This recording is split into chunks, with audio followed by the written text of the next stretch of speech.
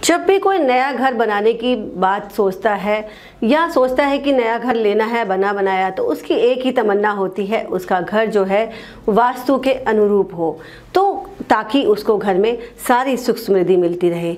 नमस्कार, मैं astrologer numerologist vastu consultant सरिता गुप्ता।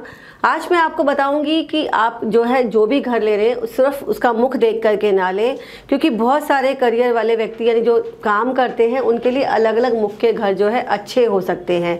इसलिए घर का मुख का वास्तु सिर्फ और सिर्फ पूर्व या उत्तर दिशा में लेने से क्या होगा, बाकी कहाँ जाएंगे, पश्चिम दिशा वाले और दक्षिण दिशा वाले। इन दिशाओं के बाद जो होती है तीसरी पसंद होती है वो होती है पश्चिम दिशा में मुख्य द्वार वाला घर लेना। लेकिन दक्षिण दिशा वाले घर में कैसे लोग लेंगे, यानी वो डरते हैं। इसका कारण यही है कि दक्षिण मुखी मकान या ज़मीन को कोई जल्दी से ग्राहक नहीं मिलता। परंतु आपको टेंशन लेने की ज़रूरत नहीं है, दक्षिण मुखी मकान जो है वो भी बहुत फलित होते हैं। आप जाओगे, अगर आप इंडिया में भी नक्शा देखोगे तो आप साउथ दिल्ली, साउथ जो जितना भी साउथ का एरिया है वो बहुत ही फ्लरिश है, ऐसा नहीं है। और वर्ल्ड वाइड भी जाओगे, साउथ कोरिया, साउथ जापान या साउथ जो है, ऐसा नहीं है कि वो अमीर नहीं है, बट सिर्फ उसमें एंट्रेंस जो होती है वो एंट्रेंस को देखना सबसे इम्पॉर्टेंट होता है कि वो कहीं गलत एंट्रेंस यानी यम द्वार पे तो नहीं है। तभी जो है ऐसी समस्याएं या कष्ट जो है आपको जीवन में देखने पड़ते हैं। कई बार क्या होता है, ऐसे व्यक्तिगत एक्सीडेंट, चोट या परेशानी या फिर ऐसा अकाल मृत्यु तक हो जाती है। तो परंतु जब डरना है तो सिर्फ और सिर्फ साउथ फेसिंग में आपने जो है एंट्रेंस जो है अगर वो गलत ले ली तो दिक्कत है। वो अगर वास्तु के अनुकूल बना है तो कोई दिक्कत नहीं है, यश मान सम्मान आपको भी मिल सकता है, स्थायित्व रह सकता है, जीवन आपका वैभवशाली हो सकता है। सिर्फ और सिर्फ ये देखने की बात है कि वो जो है नैऋत्य कोण यानी साउथ वेस्ट के बिल्कुल कॉर्नर में जो दिशा होती है उस दिशा में कदापि भी जो है आपका नहीं होना चाहिए। अब घर का जो मुख्य द्वार है अगर साउथ फेसिंग है तो आपको ध्यान रखना चाहिए कि दक्षिण पश्चिम के मध्य में बिल्कुल भी द्वार ना हो।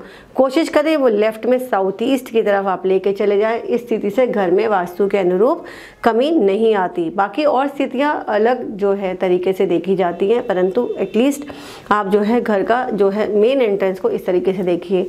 दक्षिण की तुलना में यानी दक्षिण को आपने ऊंचा बनाना है, उत्तर दिशा, पश्चिम दिशा और पूर्व दिशा इन सब दिशाओं को आपने नीचा बनाना है।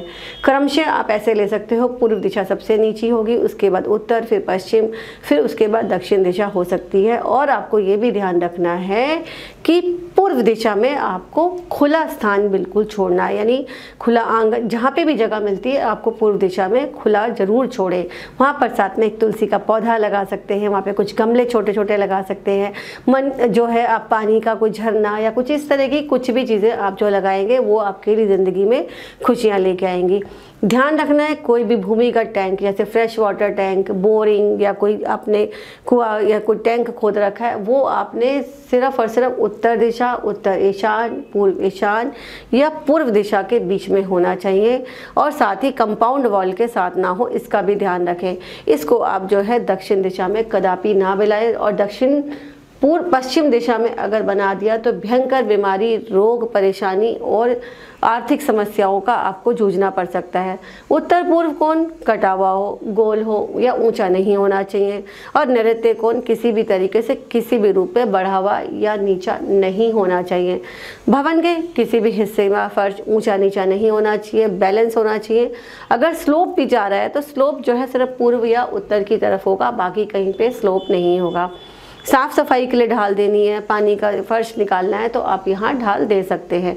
प्लॉट के खुले भाग यानी जब अगर प्लॉट का जो बाहर का कंपाउंड एरिया है या बाहर आपका ओपन है, आपकी कोठी है, बंगला है, उसमें आपने तो भी जो है उसमें भी स्लोप आपने पूर्व ईशान या उत्तर की तरफ देखना है, ताकि बारिश का पानी जो है ईशान कोण से बाहर होकर के निकल जाए। यानी साउथ वेस्ट और साउथ जो कि फायर जोन है, अर्थ जोन है, वहाँ से पानी बिल्कुल भी ना निकले। इन बातों का ध्यान रखेंगे अपना घर लेते समय तो आपको परेशानियों का सामना नहीं करना पड़ेगा। आप भी जानना चाहते हैं, आप भी घर ले रहे हैं या फिर किराए का ले रहे हैं या कोई भी घर ले रहे हैं, आप जानना चाहते हैं तो आप कमेंट सेक्शन में कमेंट कर सकते हैं और नीचे दिए गए नंबर पर आप कॉल भी कर सकते हैं परामर्श के लिए। फिर मिलूंगी नए सब्जेक्ट के साथ नई वीडियो में। तब तक के लिए विदा लेती हूँ। धन्यवाद।